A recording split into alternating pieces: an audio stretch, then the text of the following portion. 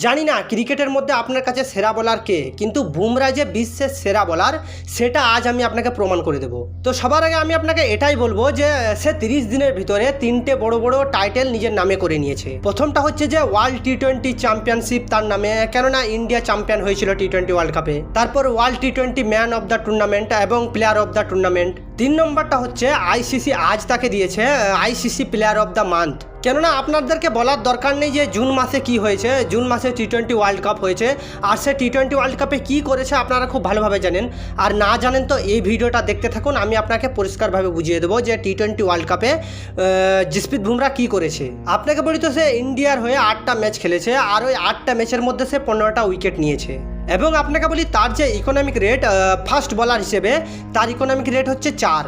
মানে আপনাকে বলি তো সে টি-20 ফরম্যাটে রান দেওয়া হিসেবে সে টেস্ট খেলা শুরু করেছে। আপনাকে সোজা ভাষায় বলি তো ক্যাপ্টেন বুমরাকে প্রথম ওভারেই বল করিয়ে বুঝে নেয় যে কোন লেন থেকে বল করতে হবে এবং বল কোন লেন থেকে কোথায় ক্যারি করবে। হ্যাঁ, বুমরা এমনই একজন বলার যে তাকে মারার মতো ব্যাটসম্যান এখনও পর্যন্ত পুরো দুনিয়াতে কোনো টিমের মধ্যে নেই। আপনাকে বলি পিচ যেমনই হোক না কেন, পিচ স্লো হোক, পিচ ব্যাটিং পিচ হোক, তারপরেও বুমরাকে মারার মতো ক্ষমতা কোনো ব্যাটসম্যানের নেই।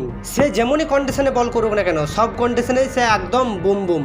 তাই তাকে প্রথম ওভার বল করিয়ে দেখে নেয় যে বল কেমন হচ্ছে, আর বাকি বলাররাও তার বল দেখে বুঝে যায় যে আমাদেরকে কোন লেন্থে বল করতে হবে। কিন্তু আপনাকে বলি বিশেষ করে তার পুরনো বলের স্লোয়ারটা যেমনভাবে সে ডেলিভারি করে, সেটা সব ব্যাটারের কাছেই খতরনাক।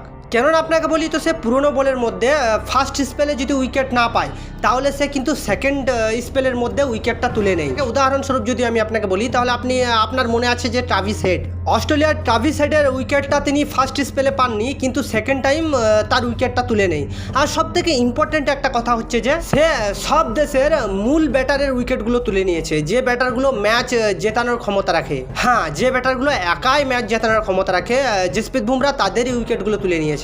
যেমন আপনি দেখেন তো প্রথম Travis head, second Babar Azam এবং রিজওয়ান, তারপর হচ্ছে যে ফিল সল্ট, আর কি বলবো থাক, সে সেই উইকেটগুলো নিয়েছে, মানে যে ব্যাটারগুলো একাই ম্যাচ জেতানোর ক্ষমতা রাখে। যেমন অস্ট্রেলিয়ার মধ্যে ট্রাভিস হেড, তারপর যেমন হচ্ছে যে বাবর আজম, পাকিস্তানের ম্যাচ টার্নিং পয়েন্ট, তারপর মোহাম্মদ রিজওয়ানের কিন্তু সে যখন উইকেটটা নেই, মোহাম্মদ রিজওয়ান কিন্তু পিচের মধ্যে একটা সেভ প্লেয়ার ছিল। হ্যাঁ, সে সেভ প্লেয়ার ছিল, আর তার উইকেটটা কিন্তু সে পুরনো বলের মধ্যেই নেয়। কিন্তু এখানে যদি আপনি খুব সুন্দরভাবে ফলো করেন, তাহলে কিন্তু সে ফিল সল্টের উইকেটটা নতুন বলের মধ্যে নিয়েছিল। এবার আপনাকে বলি যে আফগানিস্তানের বিপক্ষে গুরবাজের উইকেটটা সে নিয়েছিল, কেননা ভারতের টিম খুব ভালোভাবে জানে যে আফগানিস্তানকে হারাতে হলে গুরবাজের উইকেটটা আগে তুলতে হবে। কিন্তু আপনাকে বলি সব কিছু ছেড়ে আপনি যদি জসপ্রীত বুমরার পাওয়ার প্লেতে বোলিং দেখেন, তাহলে সে 7টা ইনিংসের মধ্যে 12 ওভার বল করেছে, আর 12 ওভার বল করে সে শুধুমাত্র 45 রান দিয়েছে, যার ইকোনমিক রেট হচ্ছে 3.75। হ্যাঁ, আপনাকে বলি এই 3.75 ইকোনমিক রেট যার, যে পাওয়ার প্লেতে 3.75 ইকোনমিতে রান দেয়, এখানেই কিন্তু ম্যাচ জিতে গেছে। হ্যাঁ, এটাই বাস্তব যে কোনো বলার যদি পাওয়ার প্লের মধ্যে 3.75 ইকোনমিতে রান দেয়, তাহলে সে ম্যাচ জিতিয়ে দিয়েছে। আর এটা কিন্তু লেজেন্ড বলারদের কাজ। আর হ্যাঁ, Bumrah is a legend of the world. আশা করি আমি আপনাকে বোঝাতে পেরেছি যে বুমরা কেন একটা বড় লেভেলের লেজেন্ড বলার। চলুন দেখা হচ্ছে পরের ভিডিওতে। আর আপনি যদি এই চ্যানেলে নতুন হয়ে থাকেন তো দয়া করে একটা সাবস্ক্রাইব করে যাবেন, আর ভিডিওটা যদি আপনাকে ভালো লেগে থাকে তাহলে একটা লাইকও করে যাবেন।